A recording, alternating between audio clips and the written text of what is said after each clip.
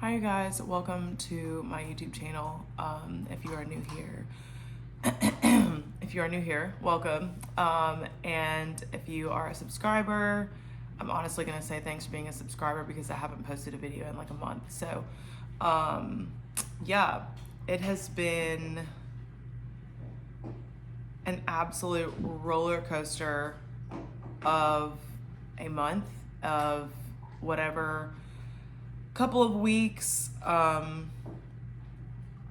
filled with literally like highs and lows, ups and downs, disappointments, betrayals, information that I have found out, and just stuff like that. So I have just not really been in the best place, if I'm being honest. I have not really been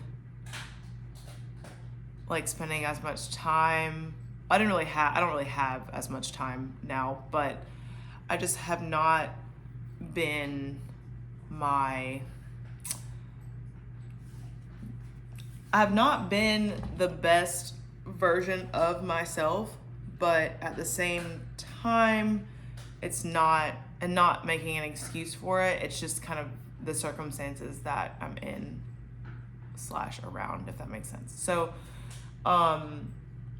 I don't know. I think like right now I just really need to like reel my life back in a little bit and like reel in like just a lot of things are just happening, and I'm not going to go into detail about them because I don't even have time for that right now. But I just wanted to sit, and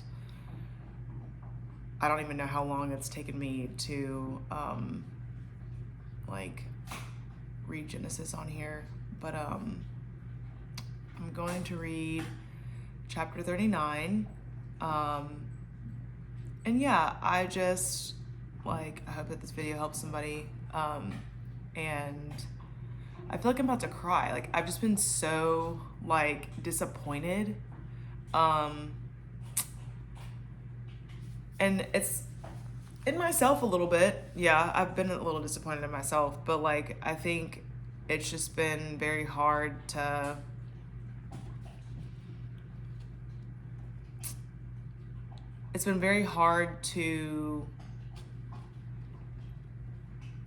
I don't want to say deal with people, because that sounds not the way I would want it to sound, but it's just been very hard for me to, in just some of my like human interactions. I think just a lot of them have been very disappointing. People have been not honest, and it just has been very hard. So that's just kind of where I'm at. And I know that that may have made no sense, but it's just been very stressful. It's been very hard. It's been very lonely. I think a lot of my like friends either are like married with families, or they have kids, or you know, they're like getting ready for like school.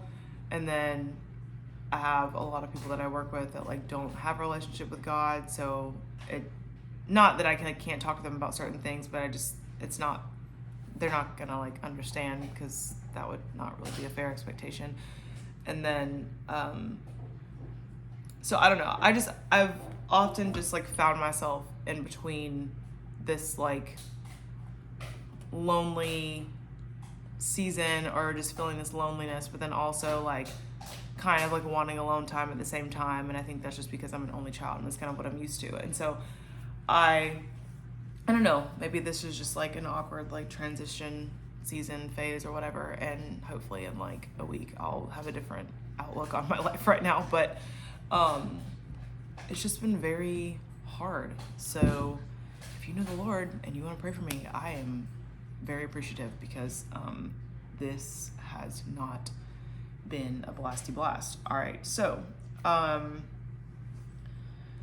yeah, I'm just going to read chapter 39. Honestly, I think that's really all I have time for right now.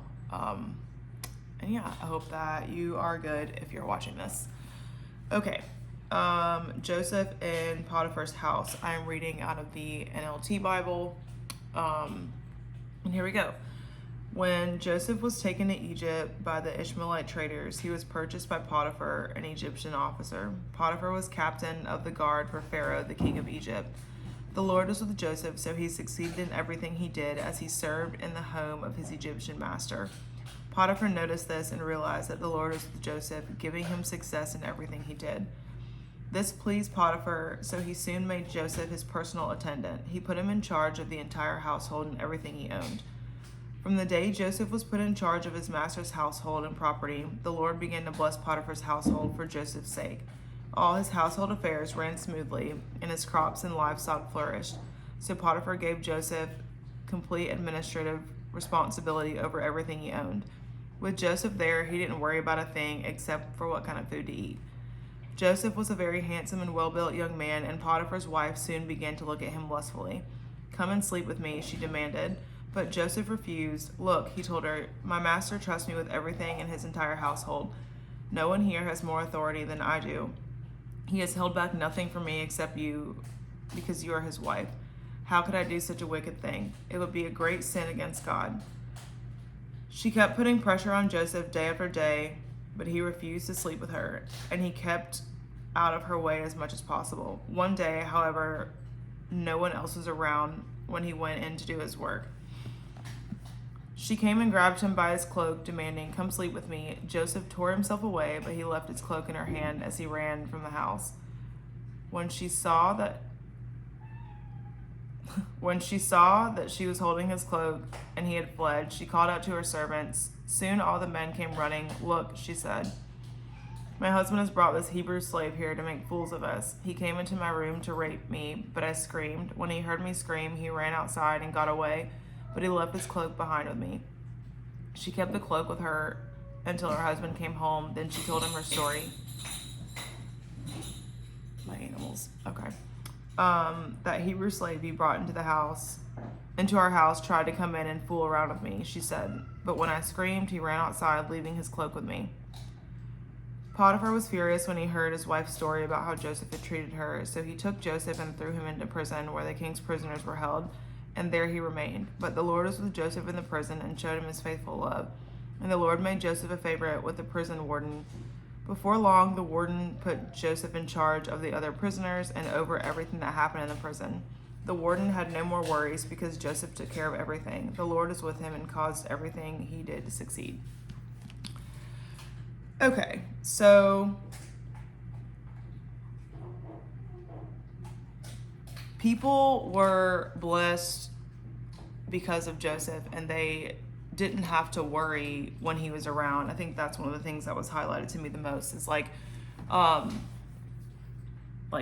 it says like Joseph was very successful. When Joseph was there, he didn't worry about a thing. Like Joseph's presence caused people not to worry. But because of the way Joseph looked and was built, his master technically is what it says, but Potiphar's wife looked at him lustfully and wanted to sleep with him, and he said no, and she then demanded him to sleep with her, and then he tried to run away. So obviously I just read all that, but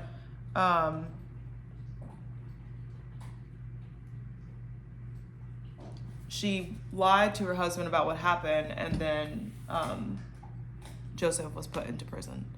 So even in prison, the